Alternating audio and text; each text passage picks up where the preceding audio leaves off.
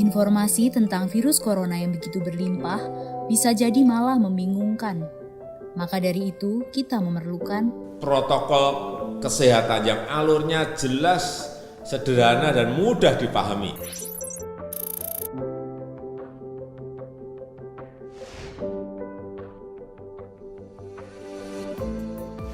siapa yang berpotensi terpapar virus corona.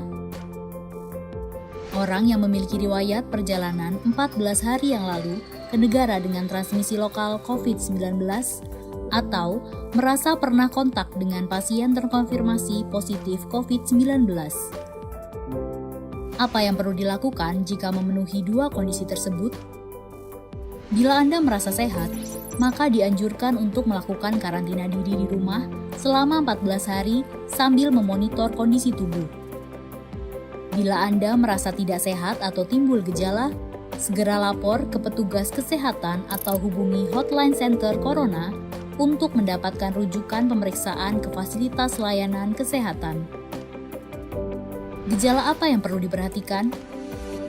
Demam melebihi 38 derajat Celcius, batuk atau pilek, sakit tenggorokan, sesak atau gangguan pernafasan.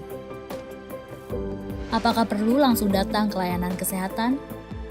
Apabila gejalanya ringan, utamakan menghubungi Hotline Center Corona atau rumah sakit rujukan terdekat untuk mendapatkan informasi mengenai langkah selanjutnya. Sambil mencari informasi, ini yang perlu dilakukan.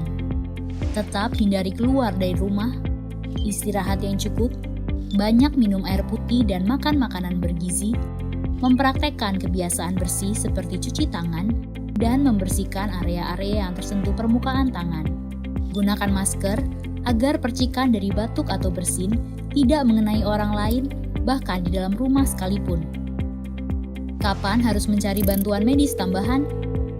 Bila gejala yang dirasakan cukup parah, misalnya sesak nafas berat, atau apabila Anda dalam klasifikasi kelompok rentan karena berusia lebih dari 60 tahun, memiliki penyakit kronis seperti diabetes, hipertensi, gangguan imun, ada riwayat sakit pernafasan, dan lainnya. Apa yang perlu dilakukan bila gejala berlanjut dan harus ke fasilitas kesehatan? Gunakan masker saat keluar rumah. Praktekkan etika batuk dan bersin yang benar dengan menutup dengan siku atau tisu. Hindari menggunakan transportasi publik. Bagaimana tahapan screening pasien di fasilitas pelayanan kesehatan? Sebelum memberikan perawatan, tenaga kesehatan di fasilitas layanan kesehatan akan melakukan screening.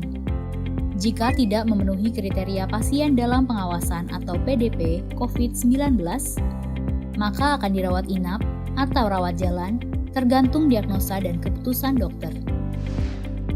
Jika memenuhi kriteria pasien dalam pengawasan COVID-19, maka akan dirujuk ke salah satu rumah sakit rujukan, didampingi oleh tenaga kesehatan yang menggunakan alat pelindung diri atau APD. Di rumah sakit rujukan, spesimen pasien diambil untuk pemeriksaan lab dan pasien akan ditempatkan di ruang isolasi. Spesimen dikirim ke Badan Penelitian dan Pengembangan Kesehatan atau Balitbangkes di Jakarta. Hasil pemeriksaan pertama akan keluar dalam 24 jam. Jika hasilnya negatif, pasien akan dirawat sesuai dengan penyebab penyakit. Jika positif, maka pasien akan dinyatakan sebagai penderita COVID-19, diambil sampel setiap hari, dan baru akan keluar dari ruang isolasi jika pemeriksaan sampel 2 kali berturut-turut hasilnya negatif.